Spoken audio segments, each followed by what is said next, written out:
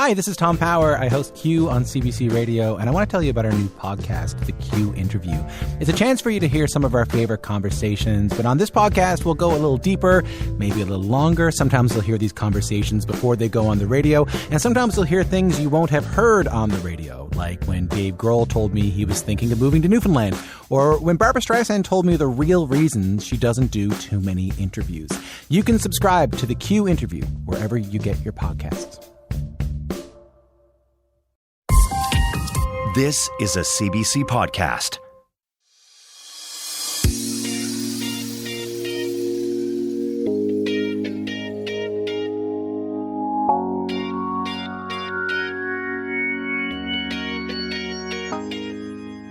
Here's a fact about curling in this country. Qualifying for a Canadian Olympic team is harder than taking on the world at the actual Winter Games. Don't believe me? Pay attention in the days ahead as Canadian teams fight for the right to wear the maple leaf in Beijing. We're not allowed to play favorites here, but just between us fans of the 42-pound rock, it's time to check in with the Tom Brady of Leeds. Gold medalist, world champion, and four-time Brier champ, Mr. Ben Hebert.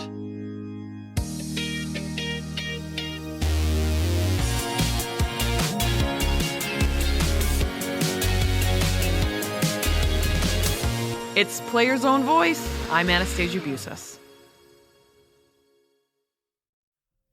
Well, you're looking good, bud. How you feeling? I'm feeling all right. I got home last night at about 1:30 in the morning. We had a big tournament in Swift Current, Saskatchewan, second event of the year, and we picked up the dub. We beat our buddies Brad Jacobs in the final. That was beautiful. And I got home at 1:30 with I didn't drive, so I got to have a couple road beers in the back, and it was great. It's always good to celebrate it. When you got to celebrate your wins, they're hard to get, man. I love that you just said a boot. I think that you say that about the most Canadian way of any of my friends. About? Yeah, you said a boot. Oh, I didn't mean to say it like that. That's my Canadian accent, but yeah, it was good. It's a good little night. Feel good today. Been to the chiropractor already. Massage tomorrow. Got to get that body fixed up. Jeez. Curling's hard now that you're old. It was easy when I was young. Now I got to do different stuff. How long you been curling? Oh my God. I've been curling competitively for like 18 years on the men's tour. And then I probably played 6-7 years before that. So 25 years, 26 years. How have you curled for 25, 26 years? Well, it's not like speed skating like you're doing and you're... Well, I'm not doing it anymore. My body's disintegrated. I know. I was talking to... Bo was messaging me this morning. He's like, how's the body? I'm like, sore. I'm old. He goes, I know. We had to play 3 games in 11 days one time. I'm like, well, a little different. Football, curling, yeah. Right? But as you get a little bit older, if you still want to compete, you got to work hard. And the body... Hey, listen. If I wasn't doing it properly, my body wouldn't be sore. Okay? God. But we're grinding. We played 10 games in 4 days. So I'm a little sore, but winning makes it all worthwhile still. I'm a psychotic winner. Like, it's the best thing in the world. But do you attribute that longevity in your career to mental or physical? Probably mental. I think it's harder to continue to want to win and stay at the top, when you've won everything and the older you get. And, my kids are getting into activities and I hate missing that and being away from home. Like before when I was young, just curling, like I had nothing really to miss out on. And so as you get older, you miss out on kids' activities or my son's hockey, my daughter's curling, being with the wife and doing fun stuff, weddings. I missed a wedding this weekend. So, but the mental side of it is like, I'm a massive Tom Brady fan, like freak Tom Brady fan. I feel like Tom Brady might be a little bit weird though, eh? I don't know. I think he's cool as hell. Have you met him? No, how would I ever meet Tom Brady? I know, you're pretty cool too. You have your own podcast. Yeah, no, I'm not that cool. No, I mean, he's like giving older athletes like aspirations of playing forever, right? Because he's dominating in the NFL at 44 years old. Are you going to go vegan? No. Do I look like I'm going vegan? No, I don't. No. I love that. I've watched his Tom versus Time documentaries, what he does for his body, his mindset of it. And truly, I do believe this. I mean, you're an ex-athlete. I love the battle of playing, and I fear not having those competitive juices when it's gone. So I'm a big believer in, I'm not the guy to play while I'm washed up and brutal because I'll just go too crazy. My teammates would hate me and they'd cut me in a second, right? Because that's not how I roll. But if I can still play competitively and play good and help my team win, like I'm playing as long as I can. I mean, I have a little bit of a plan here of what I want to do, but curveballs get thrown and things could change that up. But I want to play as long as I can competitively. Like I'm on a great team right now. We have one of the best teams in the world. We got a good shot at, hopefully going to another Olympics here the Olympic trials are in a month. And then I'd be 38. So I could probably run one more 4-year, you know how the Olympics works, right? A little 4-year tour to. Is it 4 years? Yeah. Every 4 years? Every 4 years. All right. And so 2026. Italy. Yeah. I want to try to make a run at that. And then we'll see what happens from there. So from today until Beijing 2022, what needs to happen? Well, we gotta play some good curling. I mean, we got the Olympic trials in Saskatoon, which are great city. Yeah, I love Saskatoon. It's an amazing city. November 20th to the 29th. We got 9 days of curling against 8 of the other top men's teams in Canada. I would say probably 5 or 6 of them are really have a real good chance to win. There's a couple that maybe don't have a good chance to win, but whoever Canada does send is going to have a good chance at the games. I would say we have a 25% chance, I would say, if I was putting odds on it. I'm an odds guy. I like to gamble a little bit. I dabble. But the other men's teams are really, really good. So if we play great and we get some breaks, sports is at that level, you need a couple bounces here, a couple bounces there, go your way. We have a really good chance to win. But we got to be prepared and we got to be dialed in mentally, physically, and we got to be prepared to battle because it's going to be a tough week. What do you think would be more important for the province of Saskatchewan? You winning gold or Riders Grey Cup dub? 2021 Grey Cup champs. I'm not going to compete with the Riders. It's not even close. They trump me all the time. I actually went to a Rider game a couple weeks ago. I was actually back in Regina promoting the Olympic trials in Saskatoon. Oh. It was awesome. I got to go on the big screen. I got to see a whole bunch of friends and family I hadn't seen forever. And that Mosaic Stadium's like... I've never been. It's unbelievable. Yeah. I go to games here at McMahon, and then I go there, and I'm like, this is depressing coming back to McMahon. The Ryder Stadium's like an NFL stadium. It's beautiful, right in the heat of Regina. And it wasn't there for me growing up. Yeah. So when I go home now, driving down Sask Drive, I look, I'm like, I can't believe that is there. Anyways, it's a beautiful place. It's such a nice arena. I feel like people would go to the game just to go to the arena or the stadium. So anyways, it was cool. I got to see a whole bunch of friends. I can't go to Regina and go to a Rider game without stopping every 6 feet just to see friends or family or people that I've known over the years there. Regina's pretty small, right? So yeah. It was awesome. Got to have a couple beers with everybody and enjoyed the game. Oh, Lord, I'd love to do that. But yeah, it doesn't look like the Riders are winning the Grey Cup if that was what you're asking me this year. Yeah, that was what I was asking. No, I don't think they're getting the job done. Well, you'll just have to bring home a gold medal then. Yeah, well, we'll see. That would be nice.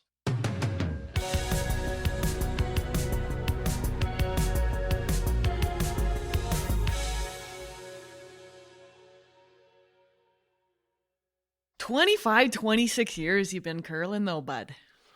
What do you think the biggest change has been in, you said 15 years, really at the competitive peak. Yeah. What's the biggest change you've seen in the game? Time and preparation that you have to put in to compete. When we were winning, when I played with Kevin Martin, when we met, 2010 Olympics, we kind of dominated the 2 years prior to that, 2008, 2009, and then we won. Won in 2010. With that team, we worked really, really hard. We were I would say we were a little bit ahead of our time on what everybody does now. Plus. We were in the gym. We weren't really working. It was kind of our full-time gig. We were practicing together as a foursome. Not guys traveling in. We were doing training camps, and we had a veteran leader. We had a guy that had been there. We tried to build a super team. You have a skip in John Morris who goes to third. A guy like Mark Kennedy who's probably a third playing second. I'm not going to say I'm better than a lead, but I was a really good sweeper, good athlete, so they put me at lead, right? Now, every single top men's team and women's team, they're stacked. There's no, okay, that person's a lead, you're playing lead. It's all the best players on the best teams because that's what you need to win. And that's what happens in Scotland. That's what happens in Sweden. The coaching, the preparation, nutrition, gym, curling is not historically, that's not the curling way, right?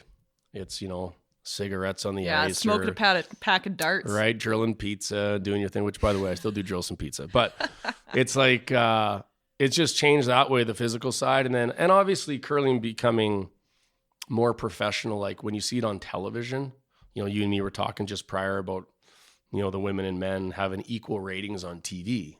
Well, it's not a couple 100,000, it's millions. Yeah. So there's money attached to that, TSN, Sportsnet. So with that getting bigger and bigger prize money and things on the line, you know, you get people working harder. And when you see how big the Olympics is getting and blowing up curling, you know, I think that's obviously put, you know, medals and money and all that kind of jazz makes the world go around. And so you see people putting a lot of work in for that, where I would say 10, 15 years ago, you maybe had a couple teams doing, like, I'll be honest with you, it was really easy to win back then. Really? If you did the right stuff. Yeah. Where Yeah, now you could bust your ass and go to an event and you could, you know, get 8th place easily. Lose the quarterfinal. I mean, we didn't yesterday. We picked up the dub. But you could easily lose because everybody works hard. You know how that is, right? If everybody works hard, everyone equal work, you know, then talent can prevail, or then a couple breaks here or there. But it's hard to outwork teams these days because when you're in the gym and you're working hard, you're doing this and you're rehabbing, you know, I think most of the top teams are doing the same. So I hope they're not, but I think they are. Yeah. So what's the biggest difference between, like, let's say a kid getting into the sport now than when you were starting? Oh man, that's a great question. I'm a little bit disconnected from the junior curling. Like, I just think, I mean, now I'm answering my own question, but I look at what kids are doing now in speed skating and I'm like, what? Like, have some fun along the way, boys. Yeah. I mean, hey, I can totally see that, but I don't see that just in curling. Like, I see that in every sport. Like, they talk about, what do they call it when you play one sport your whole life? What is that? Early specialization. Yeah. Like, Are you kidding me? Yeah, I know. I can rip a football. I can drill a baseball, backhand top shelf hockey. I played lacrosse. It's the best, but I love that. I love being able to go out and teach my kids other sports that I played growing up. I love that I still can play. I still play beer league hockey, like in Chestermere. I still play on a team. I play slow pitch, you know. So to pigeonhole a kid or your kid into one sport, you know, I see Wayne Gretzky's quote, like, let him play all these sports. Like, I could completely agree, because when they get really, really good at something by 12, 13, 14, they're going to want to do that anyways. Yeah. Because they're awesome at it. And you know what's fun? Being Winning. awesome at something. It's like, of course they're going to go that route, but to take everything else away from them because, you know, you maybe have this parent dream or whatever the hell your program is, but that's not going to be my program. My kids are playing all sorts of different sports, but I think in curling too, you know, especially curling, I find the best curlers are the people that I know in the sport. They're good athletes. Mm-hmm. You know, there's maybe a couple guys, you know, none that I can even think of off the top of my head that we play against that are only good at curling. Like, lots of guys that played hockey or they're good golfers or good baseball players. And I think if you play those other sports, and I mean, it's hard to play curling at a young age too. Like the rocks are 42 pounds. Yeah, no, right? It's a little harder. Like, that weighs more than my daughter, and she's trying to get into it, you know, so we need to have the junior rocks and stuff for her. But the good thing is about curling is, like, you played an amateur sport. Yeah. Right? And you got to the complete pinnacle of your sport. And when did you retire? 27 years old. Yeah, exactly. Freedom 27. Yeah. Do you know when you get good at curling? Like, when you're 33. Yeah. So if you're, like, I say this to my daughter all the time, like, listen, Sloan, you can do this forever and be awesome at it and meet some great people along the way. Pick your own team and you can play forever if you're good. She good? Well, she's 8. Like, she could slide. I mean, I think she's okay. I mean, it's junior curling. She's, like I said, she's having fun. She loves going to the rink and seeing her friends and having French fries. I like all those things too. That's what you should be doing when you're 8. So she's not going to get any pressure from me unless she gets good. Then I'm going to try to coach her up and kind of teach her the path. But yeah, it's exciting. Obviously, you want your kids to kind of do what you do. I think they love it because I love it. How old are they now? My kids are 8 and 4. Let's be honest. To be at this level of elite athletics, you have to be laser focused most of the time. You got to ignore a lot of other areas of life. How do you balance that with your kids getting a bit older? Well, best wife ever. That's for Best sure. wife ever. Oh yeah, not even close. Like, yeah, I'm pretty selfish in the wintertime. That's for sure. I mean, I guess sometimes I'm selfish in the summer too, but it's like, I mean, that's just our life. Like I'm gone lots, and it's kind of, she signed up for the program, but yeah, we got good life, and curling's been good to us. And, you know, she supports the curling and the dreams, and we get to travel to fun places to watch us play, and our kids are getting into it. And like all of my best friends that I, you know, used to have been curling on tour for 18 years. We just went back to Swift Current to play this past weekend with a guy I haven't seen in 10 years. A guy that I played juniors with in my first 2 years men's, ran the Bonspiel. We go back home, and it's like you don't even miss a beat. It's like, hey, how's it going? Oh my God, how are your kids? Like, it's just the best. Like all your sports, even me and you. We met 11 years ago. We've had a few drinks. We hang out at the Village. I remember our epic night we had in Montreal. We were partying with all the Olympians there. Grey Goose. Yeah, the old. You made me bougie. What was that? Hebert made me bougie. We went to a nightclub in Montreal, and like we didn't have any real. I don't think we had any money. We were young. But we just decided, we were all here with our medals, and, you know, we big dogged and got bottle service. And then Johnny Moe was with us, and he's like, let's get some Grey Goose. I'm like, you're buying. So I'm like, but those are all the people you want to hang with, and those are your best buds. Like, what do I see you once every 3 years? And no time has changed. Yeah, ever. it's awesome. You know, so you know what? You're a really good phone caller, though. Well, I text. I keep in touch with my peeps. Yeah, you just pick up the phone, and I'm a FaceTimer. I'm always like, is that a butt dial? And you're like, what? No, I want to just hang out. Let's catch I'm up. a big FaceTimer. Especially COVID's made me a big FaceTimer. I like seeing people, see what's up, see how they're doing. I'm a good checker inner. You are very good. You're a good friend, bud. Yeah, I like to do that.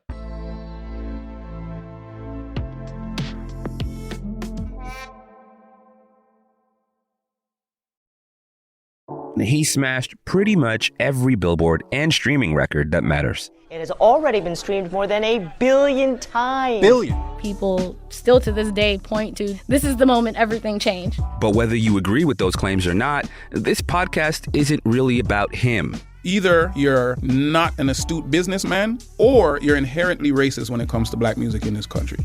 This is not a Drake podcast. Available now on CBC Listen or wherever you get your podcasts. Internationally, how has the game changed? They're better than us. Yeah, what's going on there? Yeah, I mean, well, they got an interesting program over there. Everywhere, when I say that, Scotland, Sweden, Switzerland, even the United States a little bit. A lot of the top teams, they're basically the Asian teams, China, Korea, Japan, all really, really good. They have the means. We have so many good teams here that, you know, I know we harp on, you know, Curling Canada or the funding of the athletes here. Like, you know how it is. It's not like we're balling over here, right? But when the talent pool is that deep, you can't just exclude the people that maybe are coming up next or that have you got to fund them, you got to feed them, right? Well, if that money's off the table and it all went to us, if there was one team in Canada that got all the money, yeah, you know what? You're full time and you're going to train as much as these guys and lift as many weights and practice as much. It's like, I got kids. I gotta go work today, right? Yeah. So I think the model probably changes. My guess is after 2022, going to 2026, because we lost in 2018 Olympics. Mm-hmm. Oh, I want to swear so bad right now. It still makes me mad. And then, but we got second place 2019 Worlds. Had a great comeback the next year. Won the Brier.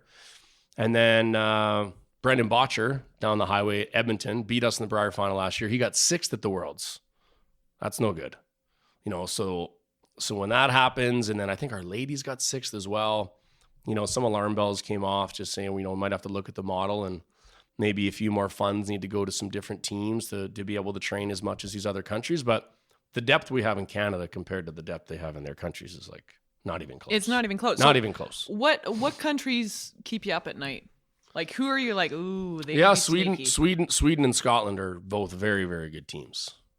Yeah, like if Canada, whoever we do send, if it's us or if it's, you know, Gushu or Jacobs or Botcher, I don't even know if we'd be favored going into the Olympics. We probably won't be favored. You could easily win gold. I mean, it's a couple. At that level, honestly, it's 2 or 3 shots a game. Yeah. But the favorites would probably either be Sweden or Scotland, Moet. Which is crazy because think about 2010. Or in 2014, too. We were just, yeah. That was the last time that, like, even 2018 when we went, now we got 4th. We should have had 2nd blindfolded. But to get to the gold medal game there against Sweden, against Adine, it was a 50-50 game. Yeah. Like they were that good. They ended up losing, which is crazy. But games just kind of changed a little bit. And certainly on the women's side as well. The European women's are just, they're amazing. But they got a few more resources. They're a little more full-time, a little more funding, maybe facilities. I think, possibly training together. I think it's going to change the landscape of high-performance Canadian curling going forward. And you'll probably see a few changes. Maybe if like I say, I like to play for 4 more years here to 2026 and see what happens. I think the model could change and you might see some different things out of our associations, but we'll see what happens. Okay, you keep saying the game is changing. There are like actual rule changes though. Oh yeah. Yeah, there's some weird ones. I mean, do you have them written down? Because I think I don't have them written down. What did they change? No extra ends. No extra ends I saw. I mean, I'm not super dialed into this because this is like politics stuff. I'm just like... So you're just clear the clutter, like I'm white just noise. like, I got too many like real issues to deal with and stuff. I need to prep my own self to worry about other people's stuff for these rule changes. They are what they are. I'm not going to be able to fix them. I can have my opinion, but that usually gets me in trouble. Is it all just for TV? Yeah, I mean, there's some rules in there that I think are ridiculous. I think yes. I think they're trying some stuff. Yeah, that's the problem. It's for TV and sponsors. So when you do things that, as a player, take away from what the players want, for dollar bills and for TV and advertisers, of course you get you get a little pissy about it or whatever. But I'm just too old to worry about that stuff. And I'm just like, if we go out and we win, everything else takes care of itself. And that's what I'm worried about. Just winning. Yeah, Coming home with the dub. That's it. Coming home with the dub. That's it.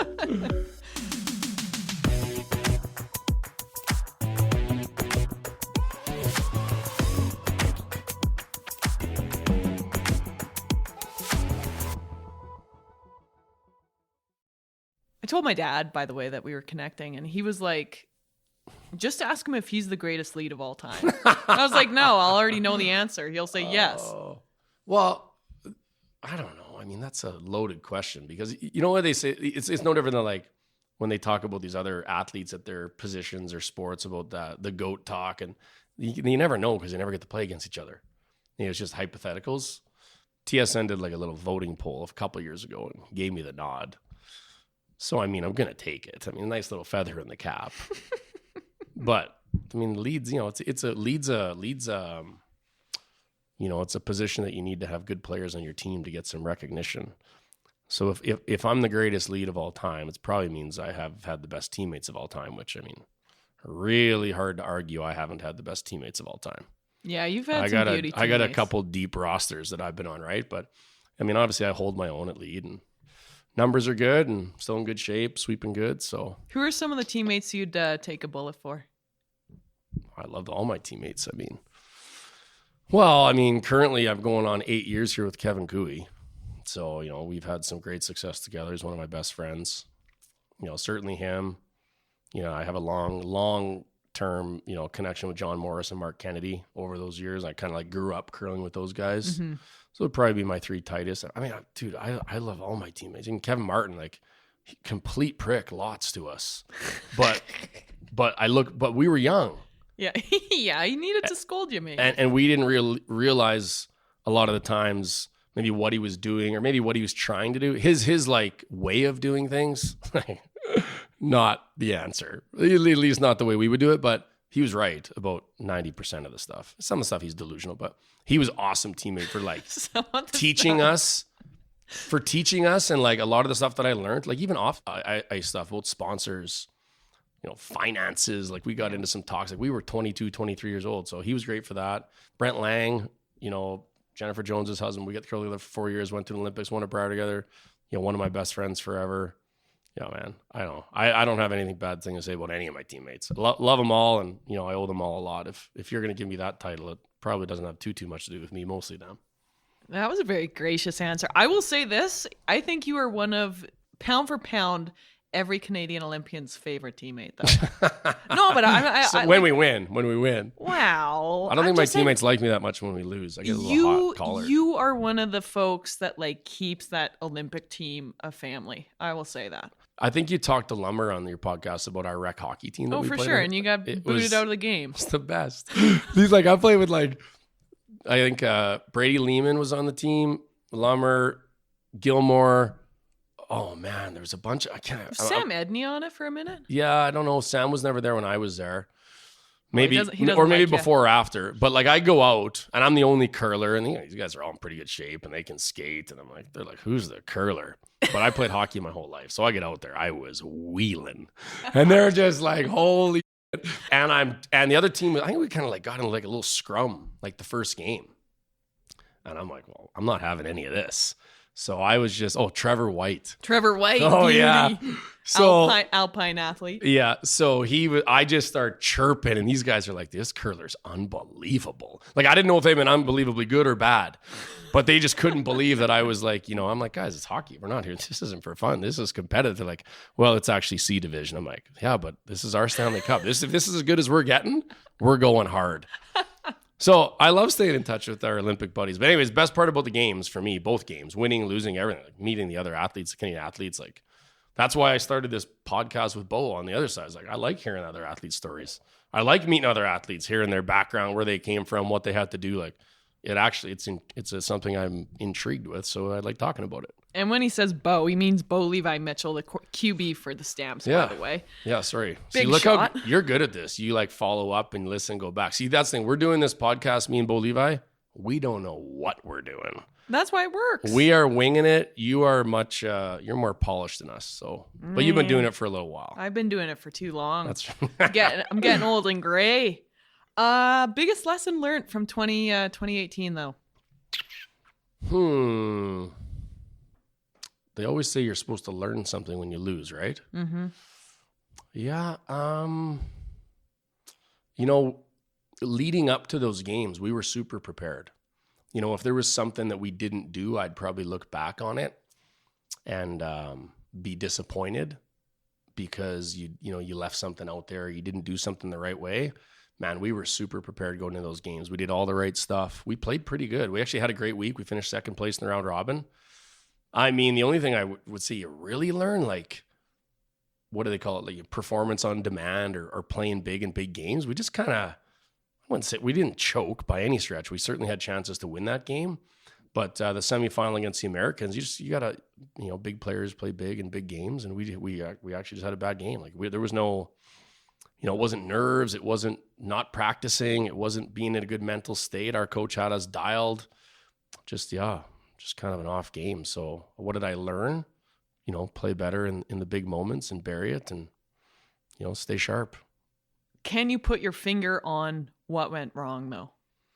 Or does that like haunt you, to have that live in your brain where you're like, what the hell did we not do to come away with that W?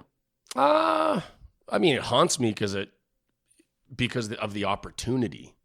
Not necessarily what played out. Like the opportunity to get to an Olympic semifinal after a full round robin of grinding against the best teams in the world. Like not only doing that at the Olympics, but winning the Olympic trials is like the hardest event ever. It's the worst. It's the absolute Olympic trials worst. Are worse and more stressful than the Olympics. Totally. Like it's, so I wouldn't be able to pinpoint because it wasn't one shot that lost us the game. And, we had a bad, I know the end, the eighth end wasn't a good end. We gave up a 2-steal, which ended up losing us the game. But like we had chances early. And I mean, I don't like giving them credit because they're actually they're not a great curling team as John Schuster out of the States, but they played a great week. I don't know what to say because I don't even know if they're top 20 in the world. Like, I don't even know if are they curling, like where they are. One guy's not on their team anymore.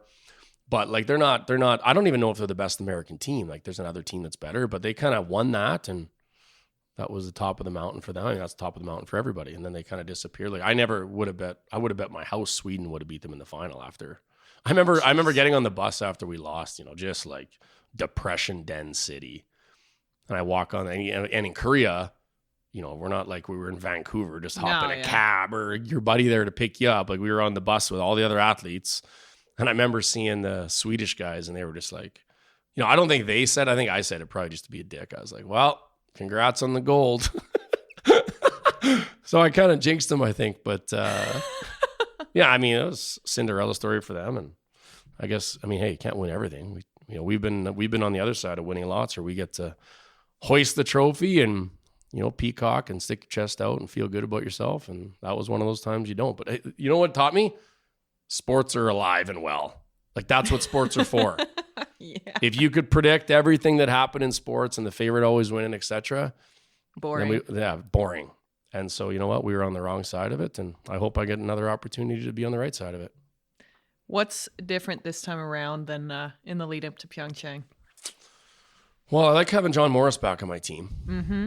You know, he brings a calming influence, you know, and leadership, and like 2 gold medals at the last 2 Olympics, 18 and then 10 with us.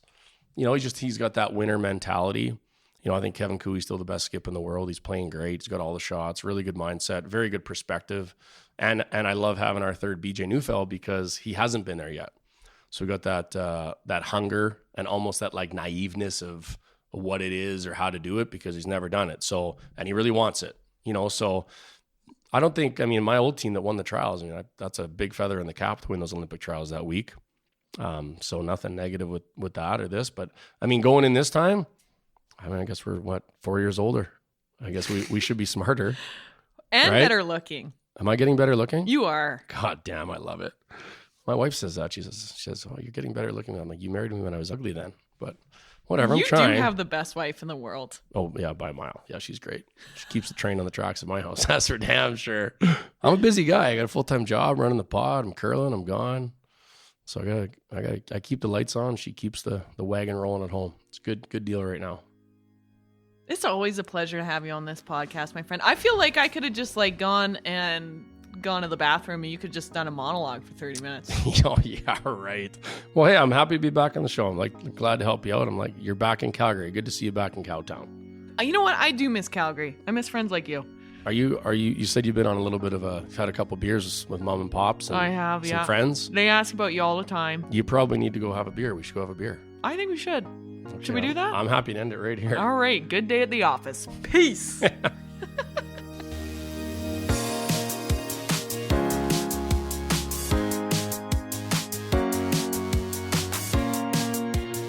Well, that was easy. And I survived the post-podcast refreshment too, apparently. Ben Hebert and I caught up in Calgary, Alberta. Players Own Voice podcast is a CBC Sports production. Social media, #Players Own Voice. My handle is Anna Stasher. David Giddens is our producer. Our editor is the lovely Olivia Pasquarelli. Adam Blinoff wrote our theme music. Thanks for listening.